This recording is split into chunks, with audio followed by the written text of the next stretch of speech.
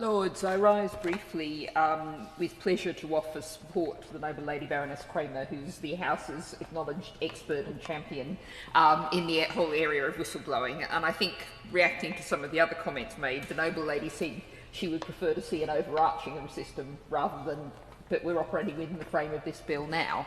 And it clearly is very important with the huge changes this bill is potentially making. If things are going wrong, we're able to see them and whistleblowers can safely speak out. And I think the Noble Lord Hunt raised the health service, and I think it would be really useful to cross-reference our earlier debate today on the infected blood scandal.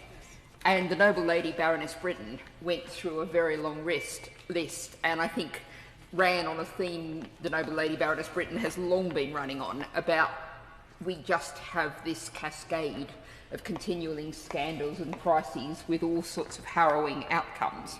And I don't think the Noble Lady mentioned, but sodium valproate, vaginal mesh, some of these are actually quite recent and possibly still ongoing issues.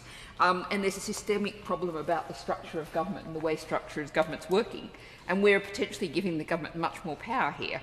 So I want to fulfil my traditional green role here and just add to the thought about the impact on the environment. And when environmental issues are going horribly wrong, as they potentially will be, and I note that the government has, I think since we were last debating in committee, the government's brought out some changes to the highly controversial Part 3 that the Noble Lord Grayling referred to. And in response to those changes, the Office for Environmental Protection has said, to quote, "We are clear that even after the material amendments the government proposes, the bill would, in some respects, lower environmental protections on the face of the law." Close quote. That's what the OEP is saying. If we're lowering environmental protections, there's a real risk that environmentally, and of course environment also usually means human health impacts as well, whistleblowers need to be able to speak up and point out what's happening, people from within the organisation who may be the only people who really know what is happening.